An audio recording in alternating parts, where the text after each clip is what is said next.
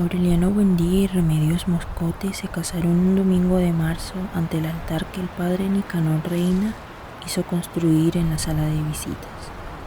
Fue la culminación de 4 semanas de sobresaltos en casa de los Moscote, pues la pequeña Remedios llegó a la pubertad antes de superar los hábitos de la infancia. A pesar de que la madre la había leccionado sobre los cambios de la adolescencia, una tarde de febrero irrumpió dando gritos de alarma en la sala donde sus hermanas conversaban con Aureliano y les mostró el calzón embadurnado de una pasta chocolatada. Se fijó un mes para la boda. Apenas si hubo tiempo de enseñarla a lavarse, a vestirse sola, a aprender los asuntos elementales de un hogar. La pusieron a orinar en ladrillos calientes para corregirle el hábito de mojar la cama. Costó trabajo convencerla de la inviolabilidad del secreto conyugal, porque Remedios estaba tan aturdida y al mismo tiempo tan maravillada con la revelación que quería comentar con todo el mundo los pormenores de la noche de bodas. Fue un esfuerzo agotador, pero en la fecha prevista para la ceremonia, la niña era tan diestra en las cosas del mundo como cualquiera de sus hermanas.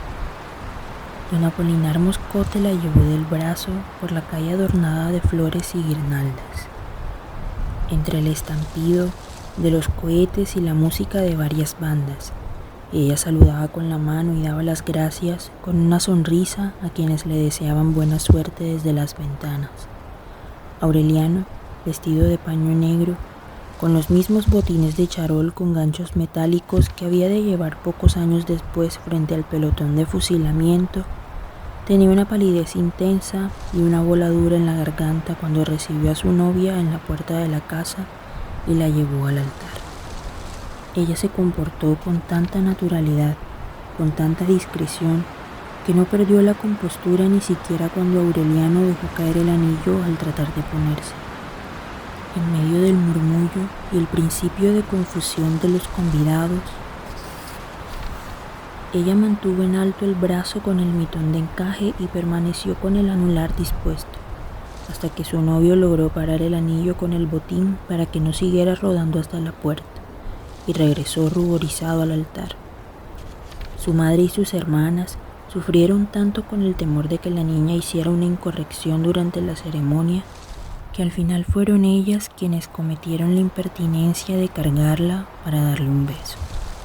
Desde aquel día se reveló el sentido de responsabilidad, la gracia natural, el reposado dominio que siempre había de tener Remedios ante las circunstancias adversas. Fue ella quien de su propia iniciativa puso aparte la mejor porción que cortó del pastel de bodas y se la llevó en un plato con un tenedor a José Arcadio Buendía. Amarrado al tronco del castaño, encogido en un banquito de madera bajo el cobertizo de palmas, el enorme anciano, descolorido por el sol y la lluvia, hizo una vaga sonrisa de gratitud y se comió el pastel con los dedos, masticando un salmo ininteligible. La única persona infeliz en aquella celebración estrepitosa, que se prolongó hasta el amanecer del lunes, fue Rebeca Buendía. Era su fiesta frustrada. Por acuerdo de Úrsula, su matrimonio debía celebrarse en la misma fecha, pero Pietro Crespi recibió el viernes una carta con el anuncio de la muerte inminente de su madre. La boda se aplazó. Pietro Crespi se fue para la capital de la provincia 1 hora después de recibir la carta, y en el camino se cruzó con su madre, que llegó puntual la noche del sábado y cantó en la boda de Aureliano el aria triste que había preparado para la boda de su hijo. Pietro Crespi regresó a la medianoche del domingo a barrer las cenizas de la fiesta, después de haber reventado 5 caballos en el camino, tratando de estar a tiempo para su boda. Nunca se averiguó quién escribió la carta. Atormentada por Úrsula, Amaranta lloró de indignación y juró su inocencia frente al altar que los carpinteros no habían acabado de desarmar. El padre Nicanor Reina, a quien don Apolinar Moscote había llevado de la ciénaga para que oficiara la boda, era un anciano endurecido por la ingratitud de su ministerio. Tenía la piel triste, casi en los puros huesos, y el vientre pronunciado y redondo, y una expresión de ángel viejo que era más de inocencia que de bondad. Llevaba el propósito de regresar a su parroquia después de la boda, pero se espantó con la aridez de los habitantes de Macondo, que prosperaban en el escándalo, sujetos a la ley natural, sin bautizar a los hijos ni santificar las fiestas. Pensando que a ninguna tierra le hacía tanta falta la simiente de Dios, decidió quedarse una semana más para cristianizar a circuncisos y gentiles, legalizar concubinarios y sacramentar moribundos, pero nadie le prestó atención.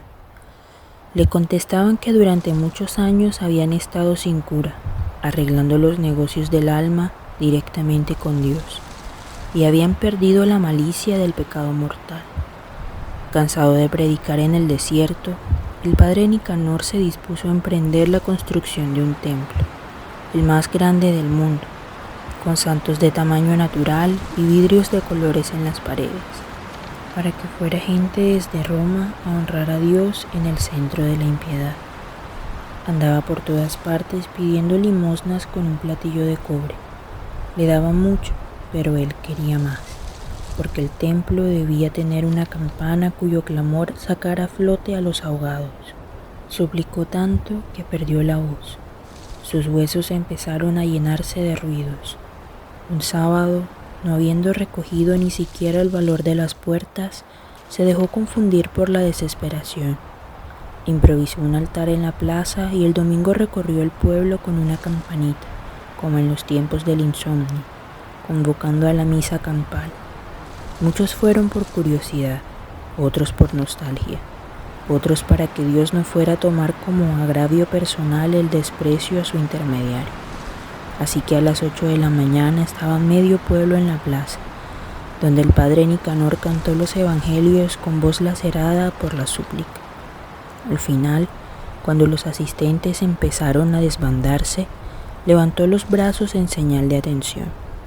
Un momento, dijo, ahora vamos a presenciar una prueba irrebatible del infinito poder de Dios. El muchacho que había ayudado a misa le llevó una taza de chocolate espeso y humeante que él se tomó sin respirar. Luego se limpió los labios con un pañuelo que sacó de la manga, extendió los brazos y cerró los ojos. Entonces el padre Nicanor se elevó 12 centímetros sobre el nivel del suelo. Fue un recurso convincente.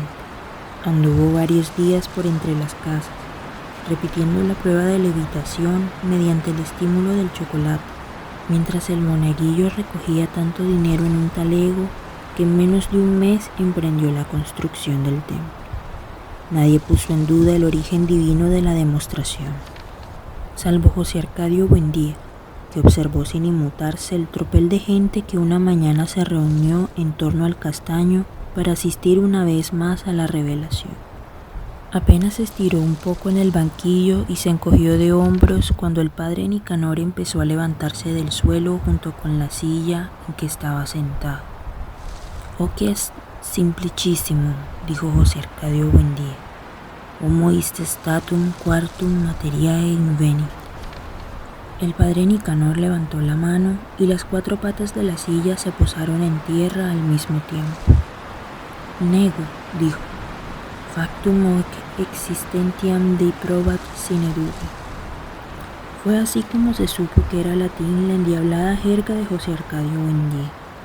El padre Nicanor aprovechó la circunstancia de ser la única persona que había podido comunicarse con él para tratar de infundir la fe en su cerebro trastornado. Todas las tardes se sentaba junto al castaño, predicando en latín, pero José Arcadio Buendía se empecinó en no admitir vericuetos retóricos ni transmutaciones de chocolate, y exigió como única prueba el daguerrotipo de Dios. El padre Nicanor le llevó entonces medallas y estampitas, y hasta una reproducción del paño de la Verónica, pero José Arcadio Buendía los rechazó por ser objetos artesanales sin fundamento científico. Era tan terco que el padre Nicanor renunció a sus propósitos de evangelización y siguió visitándolo por sentimientos humanitarios. Pero entonces fue José Arcadio Buendía quien tomó la iniciativa y trató de quebrantar la fe del cura con martingalas racionalistas. En cierta ocasión en que el padre Nicanor llevó al Castaño un tablero y una caja de fichas para invitarlo a jugar a las damas, José Arcadio Buendía no aceptó, según dijo, porque nunca pudo entender el sentido de una contienda entre dos adversarios que estaban de acuerdo en los principios. El padre Nicanor, que jamás había visto de ese modo el juego de damas, no pudo volverlo a jugar. Cada vez más asombrado de la lucidez de José Arcadio Buendía, le preguntó cómo era posible que lo tuvieran amarrado de un árbol. «Oh, que es simplicísimo», contestó él, «porque estoy loco». Desde entonces, preocupado por su propia fe, el cura no volvió a visitarlo y se dedicó por completo a apresurar la construcción del templo. Rebeca sintió renacer la esperanza. Su porvenir estaba condicionado a la terminación de la obra. Desde un domingo en que el padre Nicanor almorzaba en la casa y toda la familia sentada a la mesa habló de la solemnidad y el esplendor que tendrían los actos religiosos cuando se construyera el templo. «La más afortunada será Rebeca», dijo Amaranta, y como Rebeca no entendió lo que ella quería decirle, se lo explicó con una sonrisa inocente. «Te va a tocar inaugurar la iglesia con tu boda». Rebeca trató de anticiparse a cualquier comentario. Al paso que llevaba la construcción, el templo no estaría terminado antes de 10 años. El padre Nicanor no estuvo de acuerdo. La creciente generosidad de los fieles permitía hacer cálculos más optimistas. Ante la sorda indignación de Rebeca, que no pudo terminar el almuerzo, Úrsula celebró la idea de Amaranta y contribuyó con un aporte considerable para que se apresuraran los trabajos. El padre Nicanor consideró que con otro auxilio como ese, el templo estaría listo en 3 años. A partir de entonces, Rebeca no volvió a dirigirle la palabra a Amaranta, convencida de que su iniciativa no había tenido la inocencia que ella supo aparentar. «Era lo menos grave que podía hacer», le replicó Amaranta en la virulenta discusión que tuvieron aquella noche. «Así no tendré que matarte en los próximos 3 años». Rebeca aceptó el reto.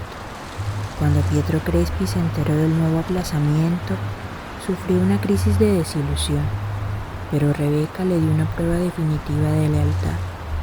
«Nos fugaremos cuando tú lo dispongas», le dijo. Pietro Crespi, sin embargo, no era hombre de aventuras.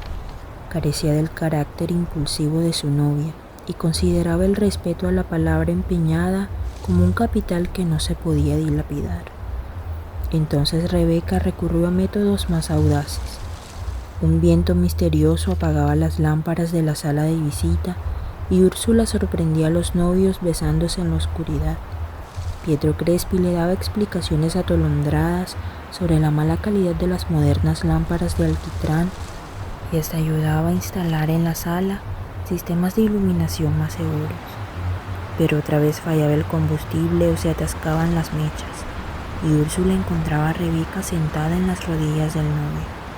Terminó por no aceptar ninguna explicación. Depositó en la India la responsabilidad de la panadería y se sentó en un mecedor a vigilar la visita de los novios, dispuesta a no dejarse derrotar por maniobras que ya eran viejas en su juventud. «Pobre mamá», decía Rebeca, con burlona indignación, viendo bostezar a Úrsula en el sopor de las visitas. «Cuando se muera saldrá penando en ese mecedor». Al cabo de 3 meses de amores vigilados, aburrido con la lentitud de la construcción que pasaba a inspeccionar todos los días, Pietro Crespi resolvió darle al padre Nicanor el dinero que le hacía falta para terminar el templo. Amaranta no se impacientó. Mientras conversaba con las amigas que todas las tardes iban a bordar o tejer en el corredor, trataba de concebir nuevas triquiñuelas.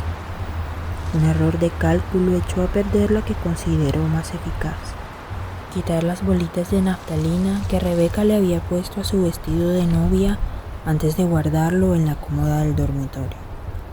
Lo hizo cuando faltaban menos de 2 meses para la terminación del templo. Pero Rebeca estaba tan impaciente ante la proximidad de la boda que quiso preparar el vestido con más anticipación de la que había previsto Amaranta. Al abrir la cómoda y desenvolver primero los papeles y luego el lienzo protector, encontró el raso del vestido y el punto del velo y hasta la corona de azahares pulverizados por las polillas. Aunque estaba segura de haber puesto en el envoltorio 2 puñados de bolitas de naftalina, el desastre parecía tan accidental que no se atrevió a culpar a Amaranta. Faltaba menos de un mes para la boda, pero Amparo Moscote se comprometió a coser un nuevo vestido en una semana. Amaranta se sintió desfallecer el mediodía lluvioso en que Amparo entró en la casa envuelta en una espumarada de punto para hacerle a Rebeca la última prueba del vestido. Perdió la voz y un hilo de sudor helado descendió por el cauce de su espina dorsal. Durante largos meses había temblado de pavor esperando aquella hora, porque si no concebía el obstáculo definitivo para la boda de Rebeca, estaba segura de que en el último instante, cuando hubieran fallado todos los recursos de su imaginación, tendría valor para envenenarla. Esa tarde, mientras Rebeca se ahogaba de calor dentro de la coraza de raso que Amparo Moscote iba armando en su cuerpo con un millar de alfileres y una paciencia infinita, Amaranta equivocó varias veces los puntos del crochet y se pinchó el dedo con la aguja, pero decidió con espantosa frialdad que la fecha sería el último viernes antes de la boda, y el modo sería un chorro de láudano en el café. Un obstáculo mayor, tan insalvable como imprevisto, obligó a un nuevo e indefinido aplazamiento. Una semana antes de la fecha fijada para la boda, la pequeña Remedios despertó a medianoche, empapada en un caldo caliente que explotó en sus entrañas con una especie de eructo desgarrador, y murió 3 días después, envenenada por su propia sangre, con un par de gemelos atravesados en el vientre. Amaranta sufrió una crisis de conciencia.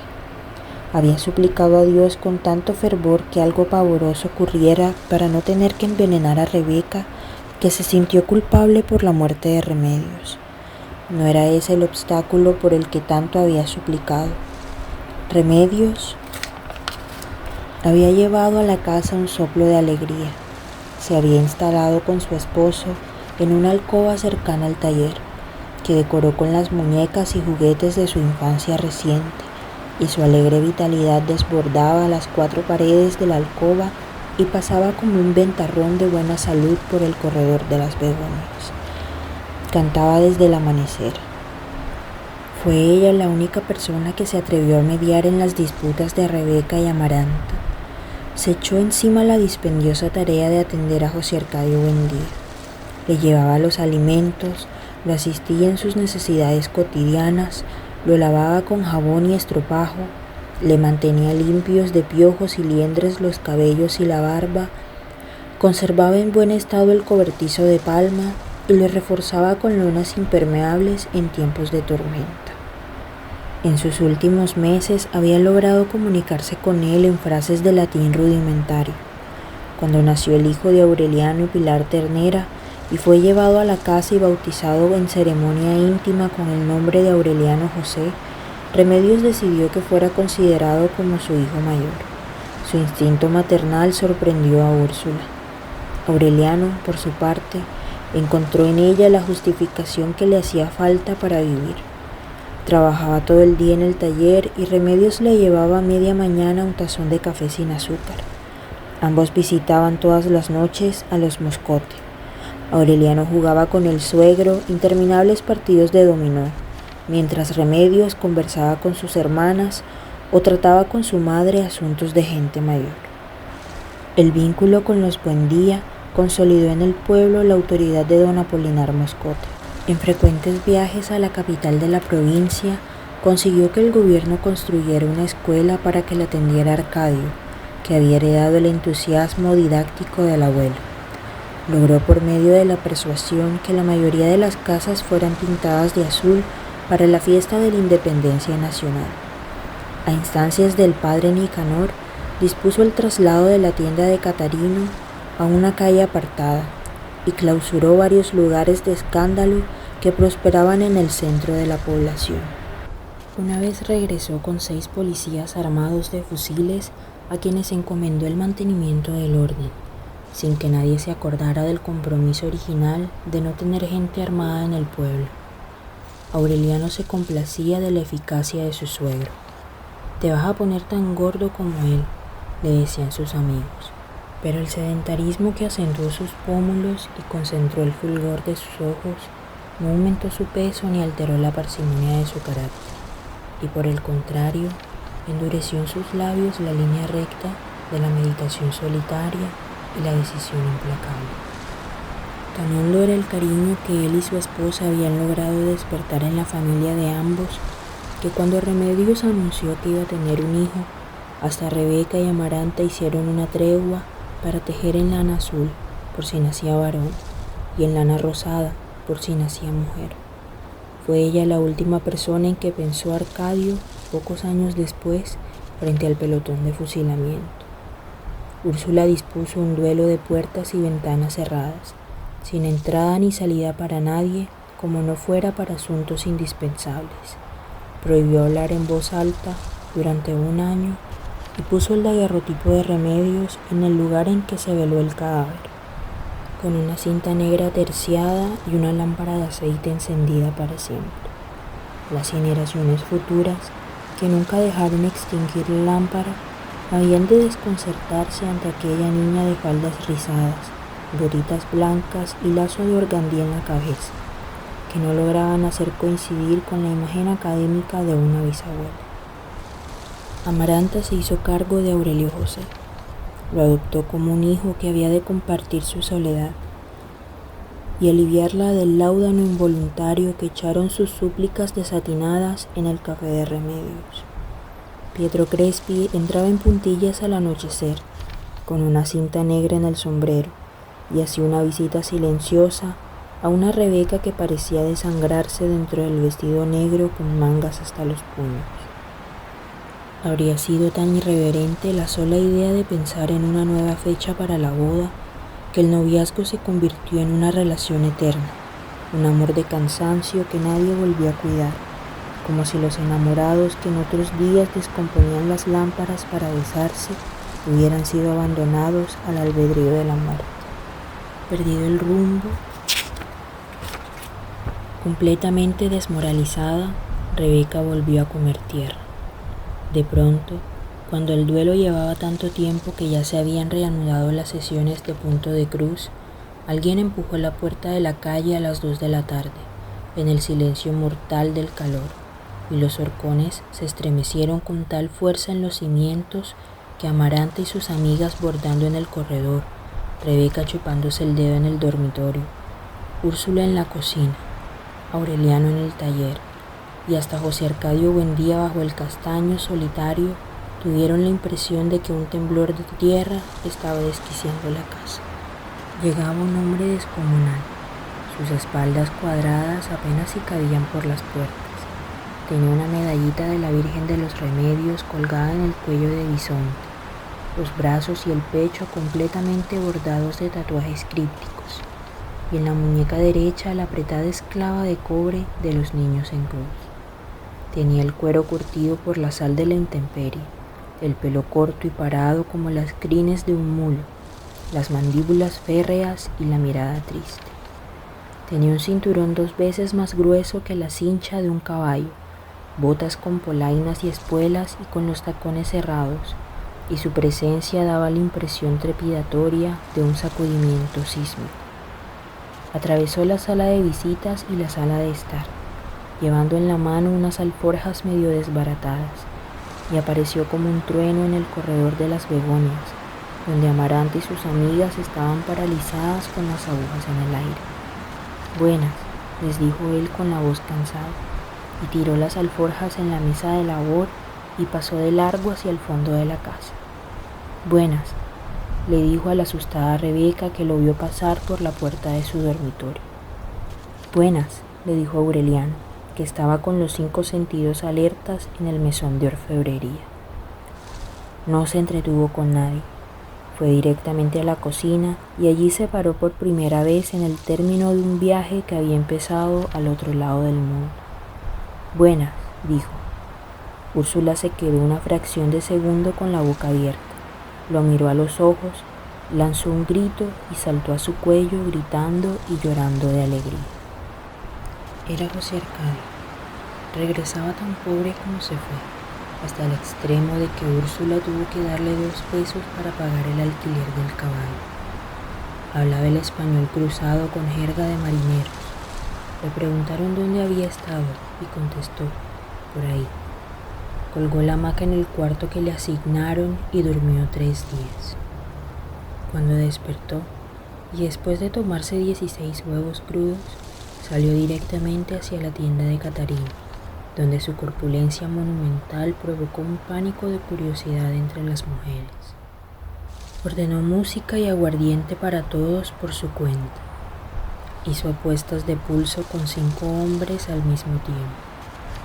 Es imposible, decía, al convencerse de que no lograban moverle el brazo. Tiene niños en cruz.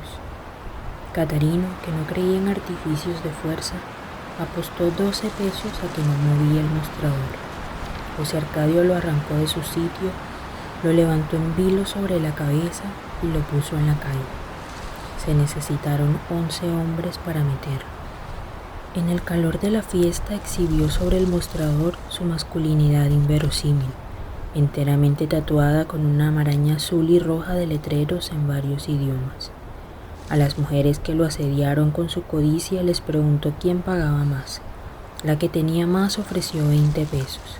Entonces él propuso rifarse entre todas a 10 pesos el número. Era un precio desorbitado, porque la mujer más solicitada ganaba 8 pesos en una noche, pero todas aceptaron. Escribieron sus nombres en 14 papeletas que metieron en un sombrero y cada mujer sacó una. Cuando solo faltaban por sacar 2 papeletas, se estableció a quienes correspondían. 5 pesos más cada uno, propuso José Arcadio, y me reparto entre ambas. De eso vivía. Le había dado 65 veces la vuelta al mundo, enrolado en una tripulación de marineros apátridas. Las mujeres que se acostaron con él aquella noche en la tienda de Catarino lo llevaron desnudo a la sala de baile para que vieran que no tenía 1 milímetro del cuerpo sin tatuar, por el frente y por la espalda, y desde el cuello hasta los dedos de los pies. No lograba incorporarse a la familia, dormía todo el día y pasaba la noche en el barrio de Tolerancia haciendo suertes de fuerza. En las escasas ocasiones en que Úrsula logró sentarlo a la mesa, dio muestras de una simpatía radiante, sobre todo cuando contaba sus aventuras en países remotos. Había naufragado y permanecido 2 semanas a la deriva en el mar del Japón, alimentándose con el cuerpo de un compañero que sucumbió a la insolación, cuya carne salada y vuelta a salar y cocinada al sol tenía un sabor granuloso y dulce. En un mediodía radiante del Golfo de Bengala, su barco había vencido un dragón de mar en cuyo vientre encontraron el casco, las hebillas y las armas de un cruzado. Había visto en el Caribe el fantasma de la nave corsario de Victor Hugo, con el velamen desgarrado por los vientos de la muerte, la arboladura carcomida por cucarachas de mar y equivocado para siempre el rumbo de la Guadalupe. Úrsula lloraba en la mesa como si estuviera leyendo las cartas que nunca llegaron, en las cuales relataba José Arcadio sus hazañas y desventuras. Y tanta casa aquí, hijo mío, sollozaba, y tanta comida tirada a los puercos. Pero en el fondo no podía concebir que el muchacho que se llevaron los gitanos fuera el mismo Atarbán que se comía medio de lechón en el almuerzo y cuyas ventosidades marchitaban las flores. Algo similar le ocurría al resto de la familia. Amaranta no podía disimular la repugnancia que le producían en la mesa sus eructos bestiales. Arcadio, que nunca conoció el secreto de su filiación, apenas si contestaba las preguntas que él le hacía con el propósito evidente de conquistar sus afectos. Aureliano trató de revivir los tiempos en que dormían en el mismo cuarto. Procuró restaurar la complicidad de la infancia, pero José Arcadio los había olvidado porque la vida del mar le saturó la memoria con demasiadas cosas que recordar. Solo Rebeca sucumbió al primer impacto. La tarde en que lo vio pasar frente a su dormitorio, pensó que Pietro Crespi era un currutaco de alfeñique junto a aquel protomacho cuya respiración volcánica se percibía en toda la casa. Buscaba su proximidad con cualquier pretexto.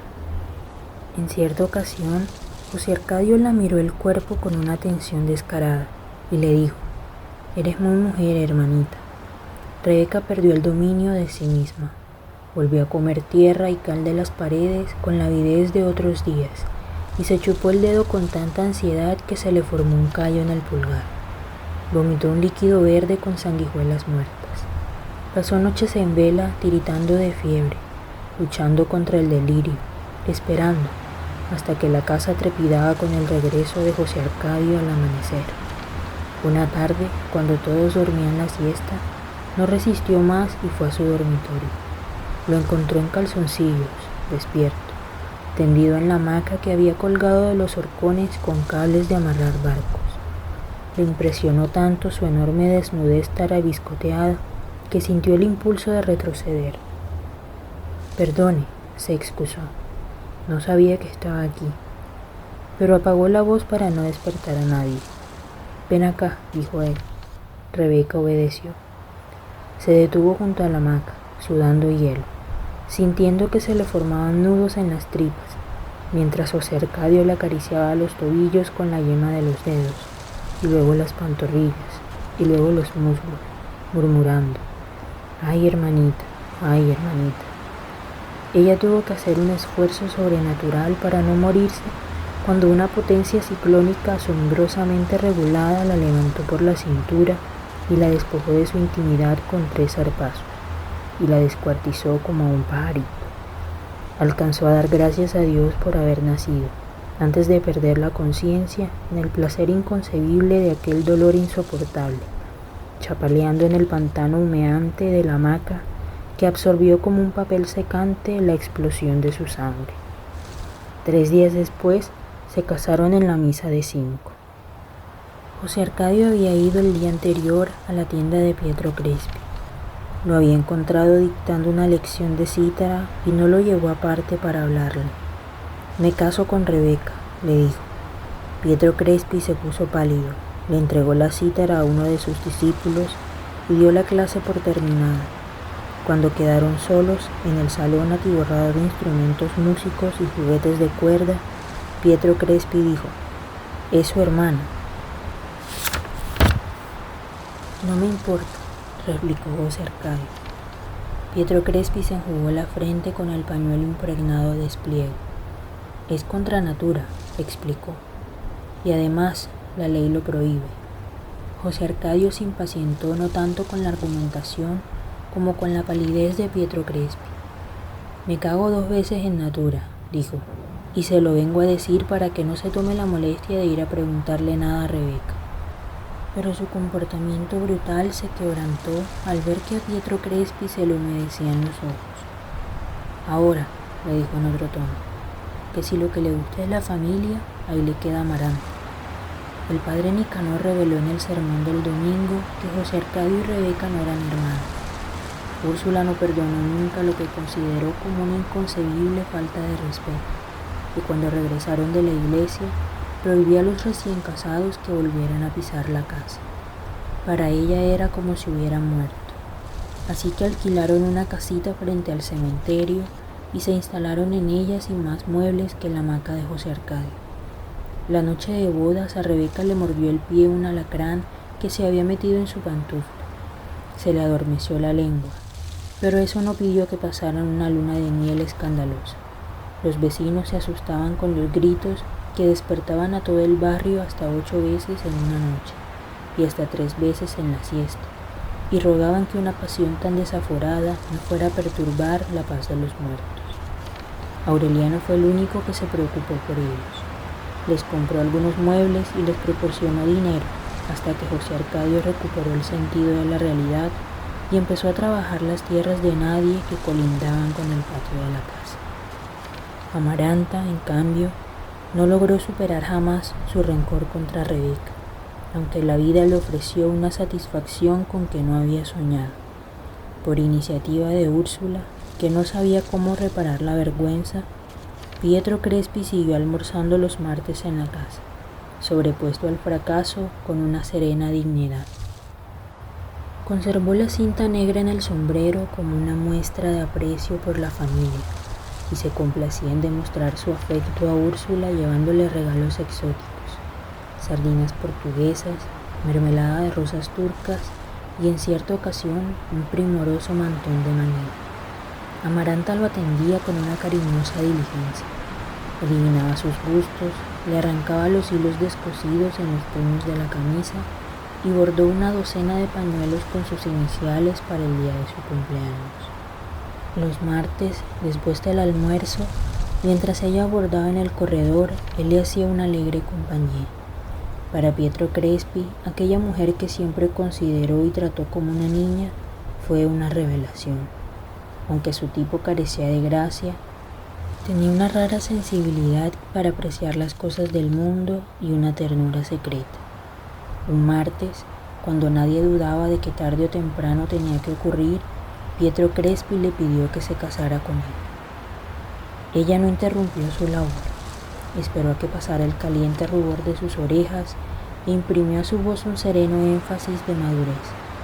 Por supuesto, Crespi, dijo, pero cuando uno se conozca mejor, nunca es bueno precipitar las cosas. Úrsula se ofuscó.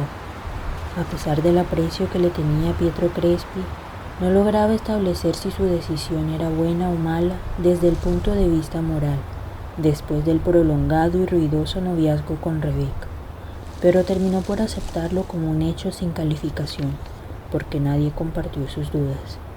Aureliano, que era el hombre de la casa, la confundió más con su enigmática y terminante opinión. Estas no son horas de andar pensando en matrimonios. Aquella opinión que Úrsula solo comprendió algunos meses después era la única sincera que podía expresar Aureliano en ese momento, no solo con respecto al matrimonio, sino a cualquier asunto que no fuera la guerra.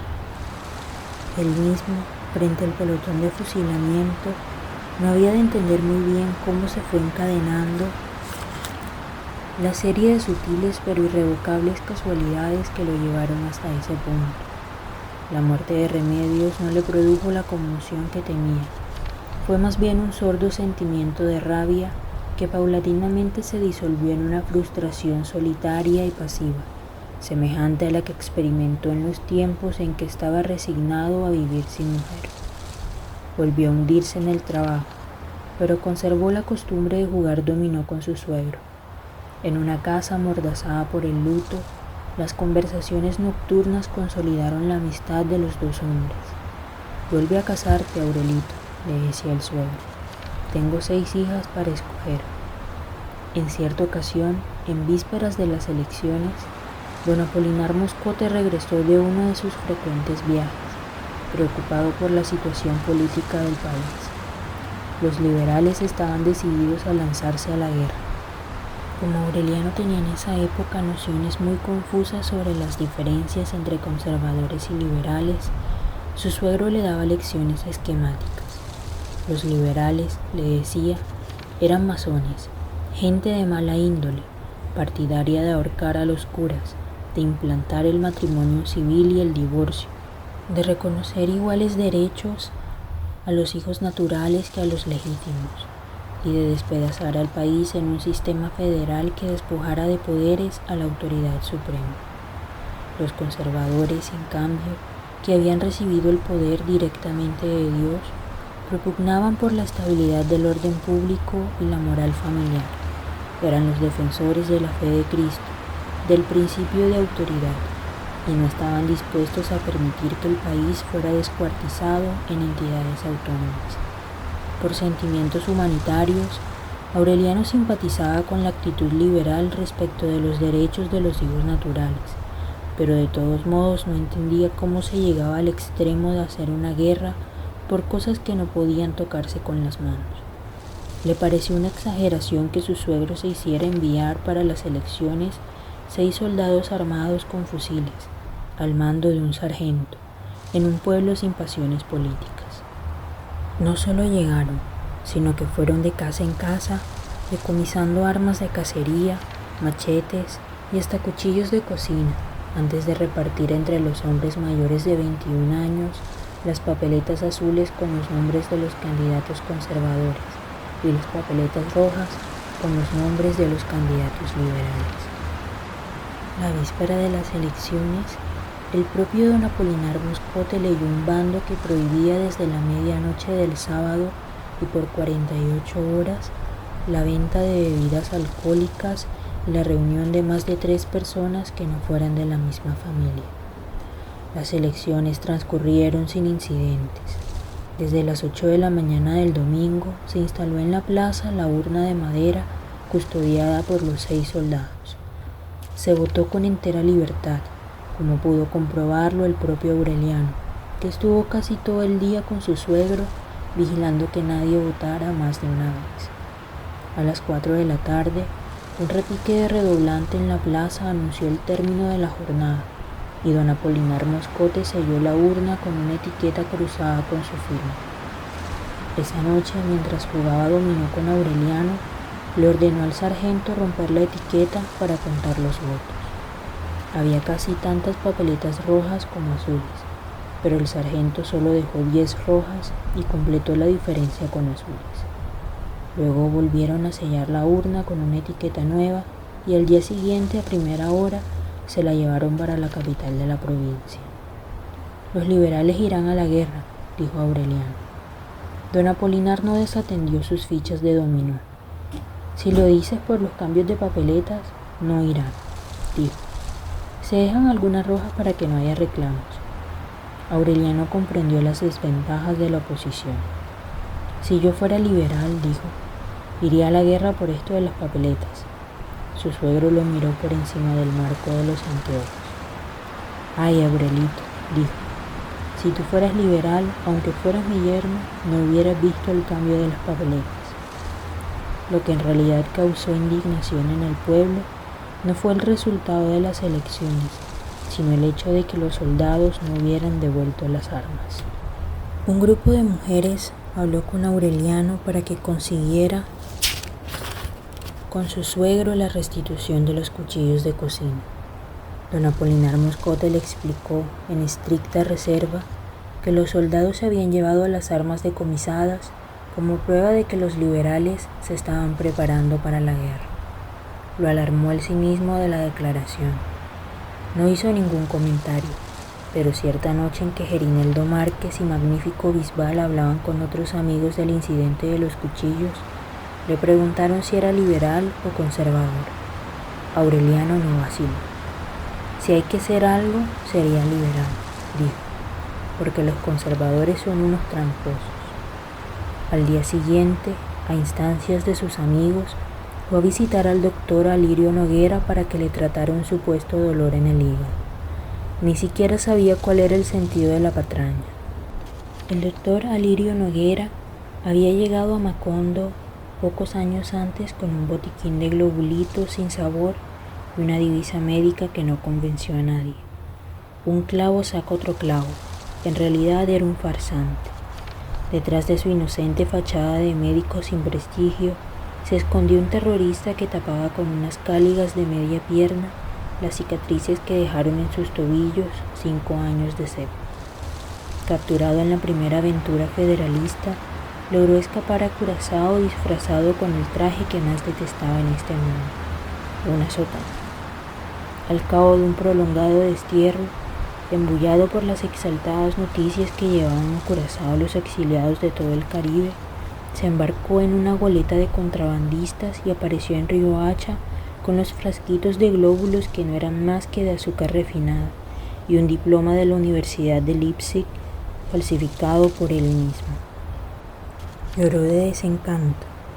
El fervor federalista, que los exiliados definían como un polvorín a punto de estallar, se había disuelto en una vaga ilusión electoral. Amargado por el fracaso, ansioso de un lugar seguro donde esperar la vejez, el falso homeópata se refugió a Macondo. En el estrecho cuartito atiborrado de frascos vacíos que alquiló a un lado de la plaza, vivió varios años de los enfermos sin esperanzas que después de haber probado todo se consolaban con glóbulos de azúcar. Sus instintos de agitador permanecieron en reposo mientras don Apolinar Moscote fue una autoridad decorativa. El tiempo se le iba a recordar y a luchar contra el asma.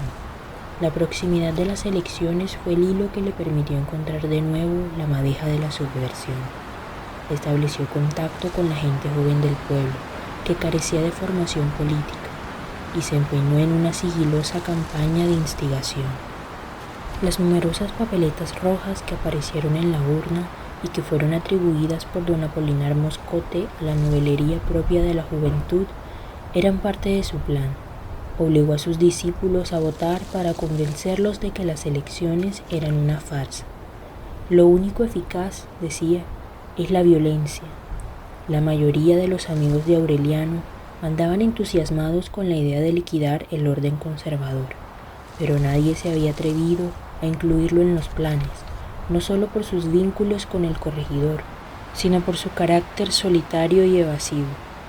Se sabía además que había votado azul por indicación del suegro, así que fue una simple casualidad que revelara sus sentimientos políticos, y fue un puro golpe de curiosidad el que lo metió en la ventolera de visitar al médico para tratarse un dolor que no tenía.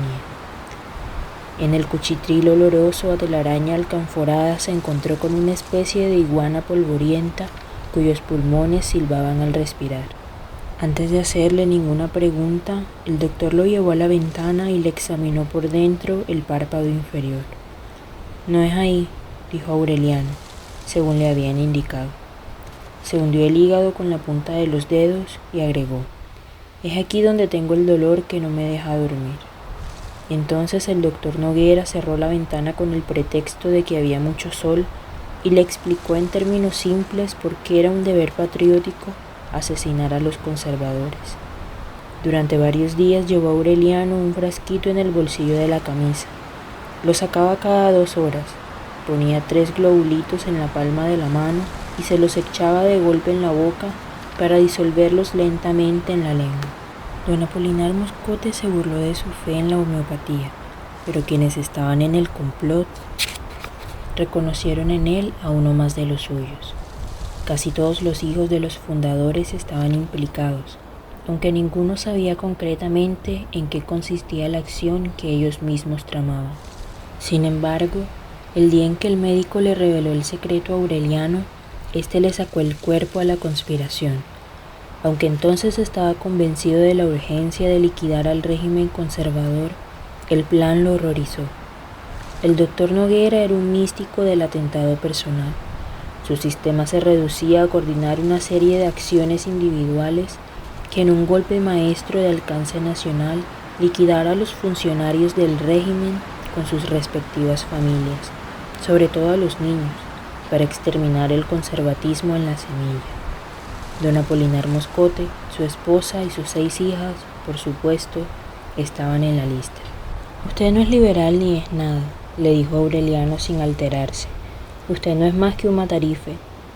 «En ese caso», replicó el doctor con igual calma, «devuélveme el frasquito, ya no te hace falta».